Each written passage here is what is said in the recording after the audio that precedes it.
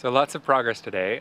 As you can see behind me, I have all of the posts in place. You can see better if I close down a little bit. Well, it's pretty light on the posts. And if I close down a lot, you can see the fire behind me, which is now in Herman Creek, which is the place I like to run. So hopefully the trail is not getting burned, along with all the other trails that hopefully are not too badly burned. It's been kind of a rough week watching the gorge burn. But I got a lot done after I was able to make it back out here after the smoke cleared a little bit. Obviously, lots done. Let me show you the details. So, first thing I'll show you is today I had my friend Matt come out and he did some welds for me. These are the welds here. I just needed a way to attach the structure to these footings, these columns that are attached to footings, so that if there's a big gust of wind, the whole thing is not going to just like be pushed back or sideways or move at all. So I have this is sunk into the concrete, welded here. This is a shim spacer thing, 1/4 inch steel, welded here to that, which is the span across. The same thing going on the other side. And then the last part is the girder here. That was a nice weld. Good job, Matt. And then in the front, on the perpendicular beam there, the girder is also attached there, and then the same on the other side. So now the whole thing is square, and it's not going to become unsquare if I hit a nail too hard or something like that. And it's not going to move off the footing at all.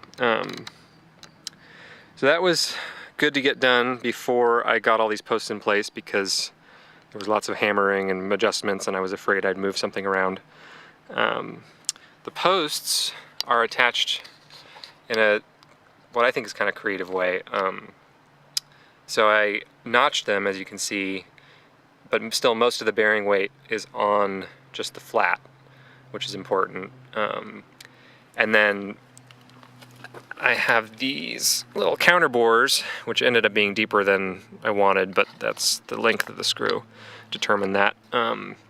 So those are going through the center of the flange, no, the center of the web, this is the flange, all the way to the other side, and I just have it real tight against there so that there's no moving around while I'm assembling everything. But once everything is assembled, most of the weight is just going to be straight down, and that's what this is going to hopefully function as.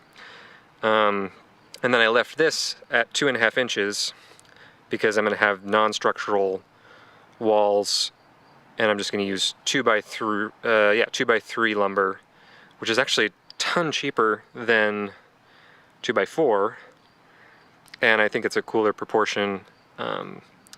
So everything in between these posts is going to be a non-structural wall.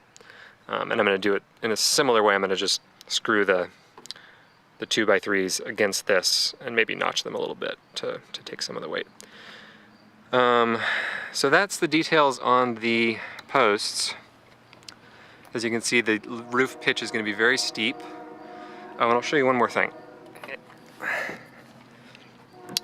So I made this template for all of my rafters, and my rafters are all cut, and then I've drilled holes in them mimicking that. So the template was really helpful with that. I didn't have to measure every single one. And then this triangle piece was just so that I knew what plumb was going to be. And this is, I'm sort of auditioning it there to show me how it's going to look once the rafters are in place. But I'll show you some of the rafters here. Here's one. Oh, that's a bad one. I made a mistake on that. Here's one. Yeah, so you can see I used my template and made these bore holes through here, and then there's my plumb line so that when I line it up, I can just match this line to this edge, and then I'll know that I'm pretty close to where I want to be. That's about it. I still haven't figured out exactly how I'm going to get the rafters up in the air. That's what the scaffolding is for. And that's the other cool thing, is the scaffolding is at the exact perfect height for the ceiling joists, so they will sit there, so that I can have the rafters basically assembled and sitting on the scaffolding while I'm bolting them to the sides of these posts. Last thing I will mention, I know that traditionally you're not supposed to bolt rafters or decking. It's kind of a deck belting thing. You don't bolt them to the sides of the posts because you're relying on the holes not ever getting bigger and not splitting the wood, and you're relying on the friction against the side of the wood. I know all that. I'm still doing it because I think it's going to make the exposed rafters look good, and I'm not worried about those bolt holes getting any bigger. There's a few reasons to why not. For one thing, it's not going to be outside, it's not going to be exposed to the elements, and I can have one of my 2x3 pieces come all the way up to here and have a little bit of a bearing there, so that'll be my backup. But I don't think I even need a backup. So I'd be curious what people think of that idea, but be nice, because I'm already committed. And that's about it. I'll show you the fire one more time.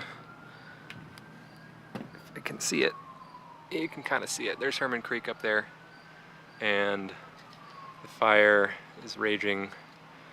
It'll be interesting to see tonight after the sun goes down if I can actually see the flames. Oh, got a text.